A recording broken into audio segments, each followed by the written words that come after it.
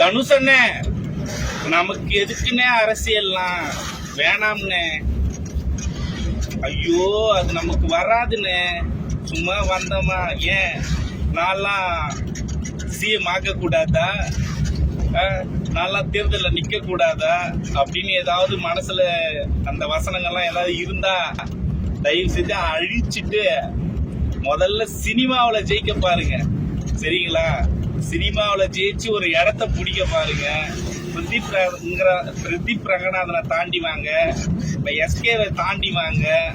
உங்களால முடிஞ்ச மக்களுக்கான சேவைகளை செஞ்சுட்டு அப்புறம் அரசியலுக்கு வர பாருங்க. அதுக்குள்ள உங்களுக்கு யார் மண்டல ஏறி விஜய் அவர்கள்லாம் சிஎம் ஆயிட்டாரு, நம்ம களத்துக்கு போக கூடாதா அப்படின்னு யாராவது உங்ககிட்ட சொல்லியிருக்கலாம். அதனால அந்த வாயை போனிச்சுக்கிட்டு நல்லா சிஎம் ஆக கூடாதா அப்படின்லாம் வந்துடாதீங்க. சரிங்களா? அப்புறம் இருக்கிற ஏற்கனவே நம்ம கரை படம் இட்லி படம்லாம் கரையே இல்லாம கரைச்சிக்கிற கரை படம் எப்படி வந்துட்டு போனதுன்னே தெரியல. அவர் பதவி ஏற்கும் போது உங்க படத்தை ரிலீஸ் பண்ணீங்க, அதுக்கே உங்க படம் அட்டு ஃபிளாப் ஆச்சு. ஒரு இட்லி படம் அதே மாதிரி இட்லி காணாம போன மாதிரி ஆயிப்போச்சு. நீங்க முதல்ல சினிமாவில் ஜெயிச்சுட்டு வாங்கண்ணே, மக்களுக்கான நல்லதெல்லாம் பண்ணிட்டு வாங்கன்னா காலங்கள் இருக்கு. 28ல கட்சி ஆரம்பிச்சு 31ல நான் ஆட்சியை பிடிக்க போறேன். நான் நம்ம தலை நானே நீயா தோத்துக்கிற வரைக்கும் நீ தோத்துட்டன்னு ஒத்துக்காத அப்படின்னு தலை சொன்னது அவருக்கு வேணா செட் ஆகும். ஏன்னா அவர் உச்சத்துல இருந்தாரு, தளபதிக்கு ஈடுணையா இருந்தாரு. ஆனா நாம எங்கன்னு இருக்கோம்? நீ முதல்ல யாருன்னு ஏன்னு இதெல்லாம் பேசிட்டு இருக்க? உங்ககிட்ட யாருன்னு இதெல்லாம் கேட்டா அப்படிதான் இருக்கு நீ பேசறத பார்த்தா. மக்களுக்காக எப்படி அது எனக்கு புரியல. திடீர்னு மக்கள் மேல ஒரு பாசத்தை கொண்டு வரீங்க.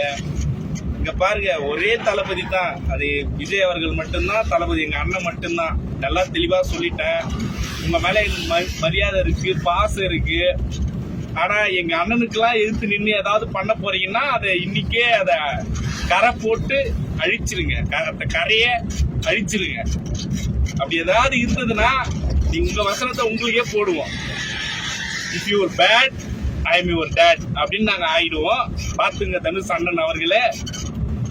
அப்படி எதிர்க்கிற மாதிரி நீங்க இப்படி அரசியலுக்கு வந்துட்டு இப்படி பண்ண போறீங்கன்னு இருந்தீங்கன்னா அப்புறம் நாங்க எங்க வேலையை காட்டுற மாதிரி ஆயிடும். அதனால மனசுல எல்லாம் வச்சுக்கங்க. படம் திரையில படமே ஓடல, சரி நம்ம அரசியலுக்கு போயிட்டு அங்கேயாவது நம்ம எதனா பண்ணணும்னு வந்தீங்கன்னா அப்புறம் சீமான் லோடிங், சரத் லோடிங், அடுத்தது தனுஷ் லோடிங்ன்ற மாதிரி ஆயிடுவீங்க.